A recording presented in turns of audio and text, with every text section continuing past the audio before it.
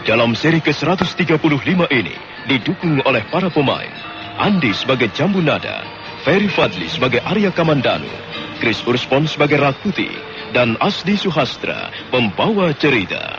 Selamat menikmati. Rakuti masih berlutut di halaman pondok. Pakaiannya basah kuyup dan tubuhnya menggigil kedinginan. Wajahnya menunduk. Sementara itu laki-laki setengah tua sedang bersiap-siap ditemani anaknya, bocah bersisik ular. Hai, mengapa kau berlutut di situ? Ada apa dengan orang ini, Ayah? Mengapa dia berlutut di situ? Sudahlah, Jambu Nada. Nanti kita kesiangan. Mari kita berangkat. Tuan, tunggu dulu. Benarkah Tuan tidak sudi menjadi guru saya? Lihatlah. Saya berlutut di sini semalaman. Tubuh saya diguyur hujan lebat. Tapi saya tidak peduli. Sekarang keinginan saya hanya satu. Ialah menjadi murid Tuan. Tolonglah Tuan. Saya tidak main-main. Saya bersungguh-sungguh. Rakuti terus merintih-rintih minta tolong sambil berlutut. Sementara laki-laki setengah tua sudah mulai melangkah pergi, diikuti anak laki-lakinya. Mereka berjalan menyusuri jalanan setapak di depan pondok. Tubuh mereka segera lenyap di balik tikungan lereng. Tuan! Saya akan terus berlutut di sini. Saya akan terus berlutut sampai Tuan sudi menjadi guru saya. Tuan! Apakah Tuan tidak mendengar jeritan hati saya? Tolonglah Tuan! Angkatlah saya menjadi murid Tuan!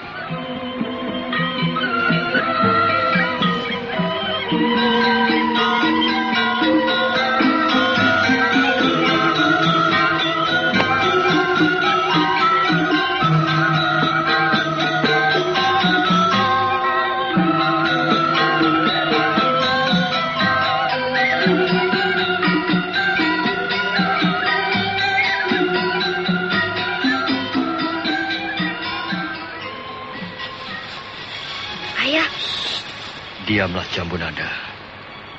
Ada makanan lezat di balik kerumbulan semak belukar itu. Oh, seekor kijang yang gemuk. Berikan lembingmu padaku. Ini, Ayah. Tenang saja. Kau tunggu di sini. Laki-laki setengah tua berjalan merunduk. Tangannya menyibakkan daun-daun hutan. Sementara tangan yang lain menggenggam lembing. Seekor kijang muncul dari balik rumpun belukar. Binatang hutan itu menoleh kiri kanan sebentar. Pada saat itulah sebuah lembing melayang dan menancap kuat di bagian punggungnya. Kena, Ayah. Cepat kejar. Tangkap dia, Jambu Nada. Dia masih hidup.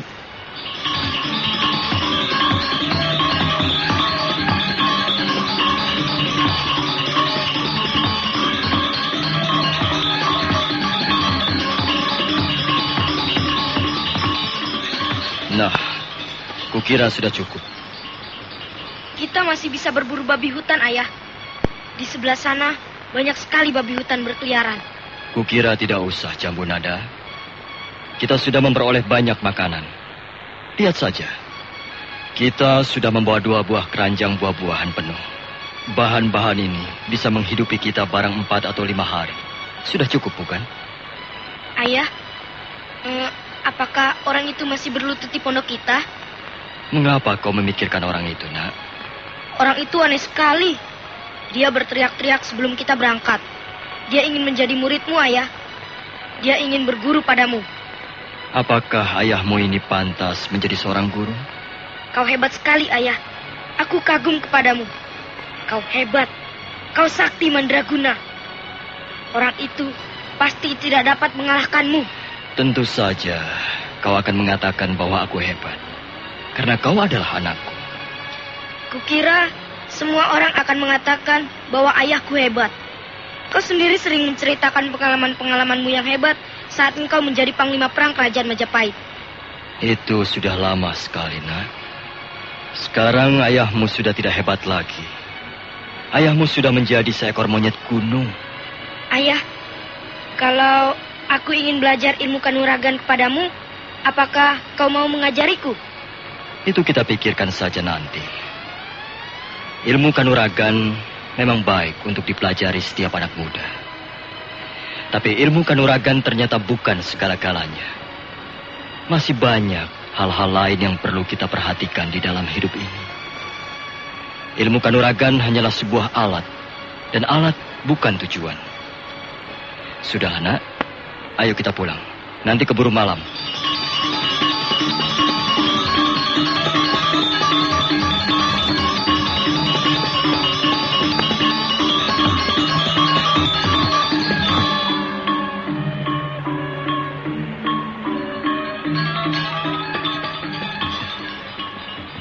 Sementara itu, Rakuti masih terus berlutut di halaman pondok. Kedua belah pahanya menjadi kejang, betisnya kaku, dan hatinya sangat kesal. Tapi dia berusaha untuk bertahan. Kemana laki-laki itu? Sampai sekarang masih juga belum kembali. Tapi dia pasti kembali. Oh, kurang ajar. Tubuhku menjadi sakit semua. Pahaku kejang. Betisku kaku. Tangan-tanganku juga kaku. Perutku juga kaku. Setan alas. Laki-laki itu telah menghinaku. Aku sama sekali tidak dianggap. Tapi barangkali dia sengaja hendak menguji aku. Menguji ketabahanku. Baiklah. Aku akan berusaha untuk bertahan. Aku akan terus berlutut di tempat ini. Rakuti kembali berdiam diri. Dia masih berlutut di halaman pondok, sekalipun seluruh tubuhnya merasa kaku dan sakit. Dia masih berharap bahwa laki-laki setengah tua itu akhirnya akan menaruh iba kepadanya, kemudian sudi mengangkatnya menjadi murid. Tapi setelah menunggu beberapa saat lamanya, dan laki-laki itu masih juga belum kembali, sementara matahari mulai condong ke arah barat, Rakuti menjadi tidak sabar lagi. Dia segera bangkit. Aku tidak tahan lagi. Aku bukan orang bodoh. Sampai kapan aku berlutut di tempat ini? Kurang ajar. Belum pernah aku memperoleh perlakuan hina seperti ini. Awas kau. Aku akan membalas perbuatanmu ini. Dia pikir aku ini siapa? Berani sekali dia berbuat seenak perutnya kepada Rakuti. Aku adalah calon Raja Majapahit. Tak seorang pun kubiarkan menghinaku serendah ini. Keparat. Sekalipun dia orang sakti, dia tidak boleh berbuat seperti ini. Perlahan-lahan Rakuti melangkah ke emperan pondok. Sekali waktu wajahnya mengkerut, menahan rasa sakit dan kejang di seluruh tubuhnya. Aku bukan orang bodoh. Aku bukan barang permainan. Dan aku bukanlah orang yang mudah dilecehkan begitu saja. Rakuti masih mempunyai harga diri. Bagus sekali. Kau boleh keluyuran bersama anak siluman itu. Tapi lihat apa yang akan kulakukan di sini.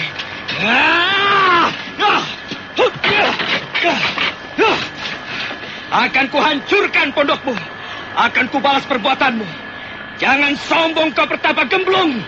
Sekarang aku pun tidak sudi menjadi muridmu. Tidak sudi aku mempunyai seorang guru gemblung. Aku tidak peduli lagi siapa dirimu.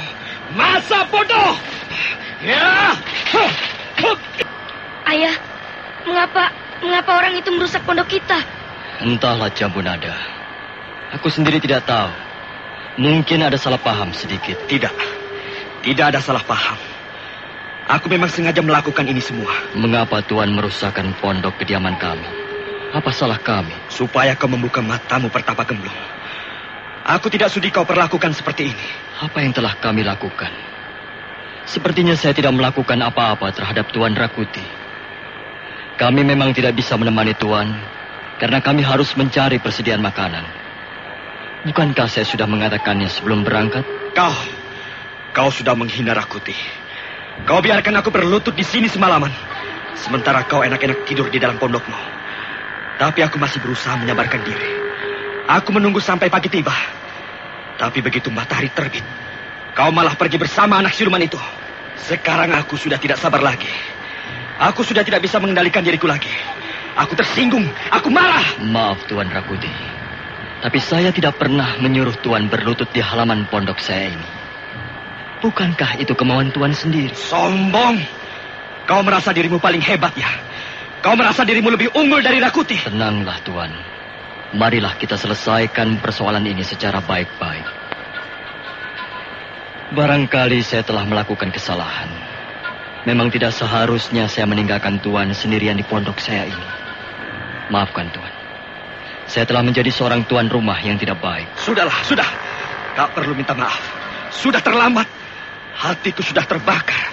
Kau sanggup memadamkannya? Bagaimana kalau kita bicara di dalam, Tuan Rakuti? Soal pondok saya yang rusak, biarlah. Tidak apa. Saya dapat memperbaikinya lagi. Yang penting sekarang kita bicara secara baik-baik. Marilah, Tuan. Marilah kita bicara di dalam. Tidak. Aku tidak butuh bicara lagi denganmu. Aku hanya butuh ini. Ayah, sekarang dia menjebolkan pintu pondok kita. Suruh dia pergi, Ayah. Dia orang jahat. Aku tidak suka orang itu tinggal bersama kita. Anak siluman. Kalau kau tidak bisa menutup mulutmu, nasibmu akan sama seperti pintu pondok itu. Kau jahat. Kau orang jahat. Pergi dari sini. Pergi dari rumahku. Jambu nada. Jangan. Ayo, kita usir dia. Aku tidak senang berteman dengan orang jahat. Anak siluman. Anak setan. Anak demit. Jangan berdiri di situ. Awas kau. Aku tidak takut. Kau sudah merusakkan barang-barang kami. Ayo pergi. Pergilah sejauh-jauhnya. Dan jangan datang lagi ke rumah kami. Mampus kau anak setan. Wah.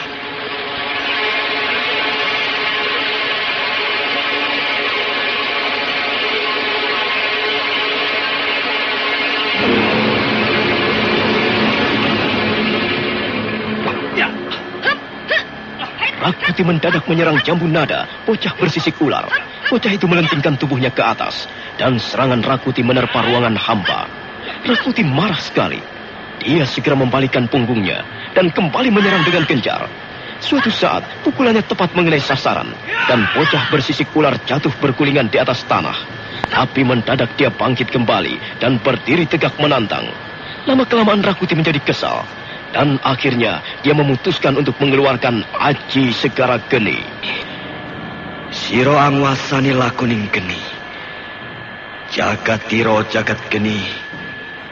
Langit tiro langit geni. Segoro niro segoro geni. Anak demit. Setan cilik. Kalau kau masih berdiri di situ, tubuhmu akan hancur berantakan. Dan orang tuamu akan menangisi kematianmu. Orang jahat seperti kau harus ditendang ke dalam jurang. Mayatmu yang akan kucampakkan ke dasar jurang. Awas anak demit. Aku akan terus memburumu.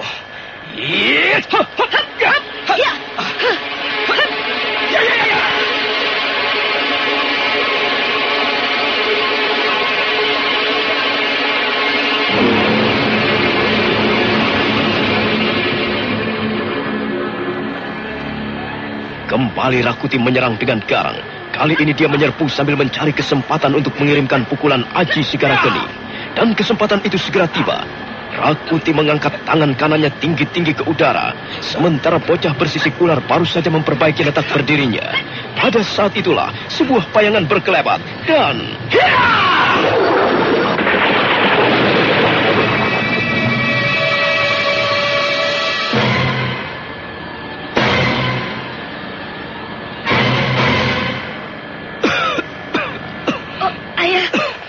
Tidak apa-apa, Ayah? Tidak. Ayahmu tidak apa-apa. Hidungmu mengeluarkan darah. Tidak apa-apa, Jambu Nada. Hanya sebuah luka ringan. Percayalah, ayahmu tidak apa-apa. Orang itu jahat sekali. Dia mau membunuh kita, Ayah. Mungkin dia memang bermaksud membunuh kita, Jambu Nada. Benar. Aku memang akan membunuh kalian berdua. Kecuali kalian berdua berlutut di hadapanku dan minta ampun. Ayah, bangunlah. Balaslah perbuatan orang itu. Kau pasti bisa membalasnya. Tenanglah, Jambu Nada. Janganlah terburu nafsu. Ayah, kau sudah terluka. Dia pasti akan memukulmu lagi. Kalau kau tidak segera membalasnya, dia pasti akan membunuh kita. Cepat, Ayah. Bangunlah. Balaslah perbuatan orang jahat itu. Benar. Kalau kau masih merasa cukup mempunyai harga diri, cepat bangun. Turutilah perkataan bocah siluman itu. Tuan Rakuti, saya mohon jangan berkata seperti itu lagi. Jangan menghina bocah ini. Aku berkata apa adanya. Dia memang bocah siluman. Ayah, jangan biarkan dia menghinamu seperti itu, Ayah. Ayo, bangunlah. Bukankah kau bekas seorang pendekar ternama? Cepat, Ayah, berbuatlah sesuatu sebelum orang jahat itu menghabisi kita. Ayah, mengapa kau masih belum berdiri juga? Bangun dan berdirilah, lawan orang itu. Bukankah kau bekas panglima perang Majapahit yang besar? Bukankah kau bekas pendekar ternama? Ayo, Arya Kamandanu, bangunlah, lawan orang itu. Jangan biarkan dia memukulmu lagi. Rakuti tersentak. Arya Kamandanu. Baru saja bocah bersisik ular itu menyebut laki-laki setengah tua di hadapannya sebagai Arya Kamandanu. Rakuti menggeser letak berdirinya. Arya Kamandanu. Benarkah kau ini Arya Kamandanu?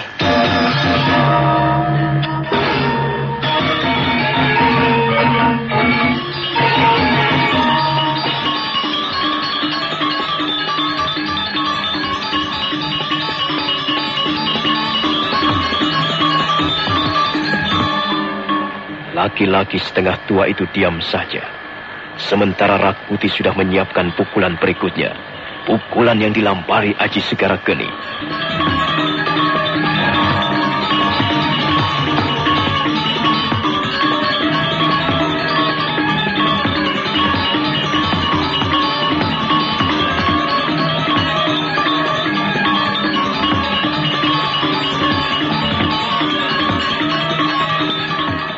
Nah, saudara pendengar, bagaimanakah kisah selanjutnya?